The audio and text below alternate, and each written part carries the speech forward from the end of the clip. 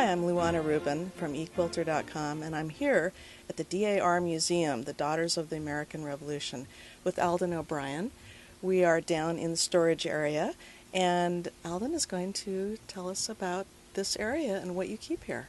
Well, this is our dedicated quilt and textile storage, and we have most of the quilts on these rolling racks for the most compact use of the space.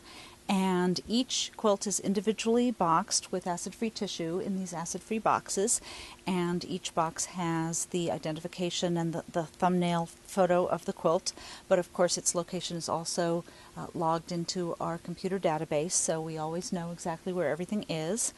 And we also have other things like woven coverlets and textile fragments and many hand-woven towels and tablecloths and napkins and other items of American early textile history. And what I love about this space is every box holds a story. It sure does. And Alden has offered to tell us one of those stories today about one of the quilts. That's right.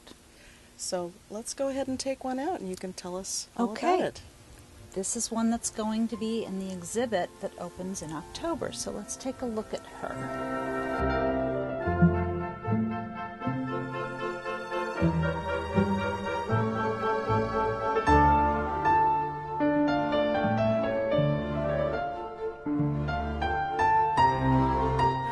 So Alden is going to tell us about a quilt exhibit that you're having here. Yes, it's called Eye on Elegance, Early Quilts of Maryland and Virginia, and it runs from October 3rd of this year through Labor Day weekend of 2015, and it will feature over 30 quilts pre-1860 from Maryland, Virginia, and just a few from just outside that region that show how the style spreads. And this is one of the quilts in the exhibit.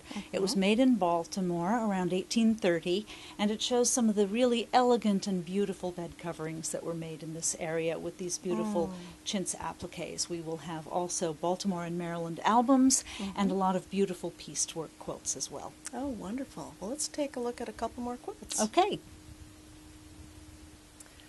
A lot of times with these vintage quilts, the colors seem to be subdued, but this one is really an exception, is it? Well, we have a lot of bright reds and greens of this period, partly because the dye technology was improving and they were figuring out better ways of getting color-fast reds and greens. Not all of them are, but in this case it's looking pretty good. This quilt was made possibly by, but certainly for, Mary Manakee of Montgomery County, and that's just north of Washington, D.C. And also in the exhibit is a quilt made by her sister, which is a pieced quilt. So you'll see both from the same family. Oh, wonderful. This piece has an amazing story that I would love to hear you tell. Yes, we're lucky that we know the stories for many of our quilts. The majority come to us with the family history intact, and this one is interesting because it was made by a mother and her daughters together shortly before the mother died young in 1813. So we can put a firm date of circa 1810 on this quilt, which is supported by the dates and styles of these beautiful block prints that you see throughout the quilt. And the quilt descended in the family of the youngest daughter, who was only 14 when her mother died. And the story goes that she quilted and added the last two borders, the white border and the last printed border, and quilted it. You can see the grid quilting is very different from the quilting and stuffed work in the other borders. So she added that later. So it's kind of an intergenerational effort, which really speaks to how quilting so often is a family and a community and a shared activity. It's a little bit of a mystery what happened to the family after the mother died, because the father had already died.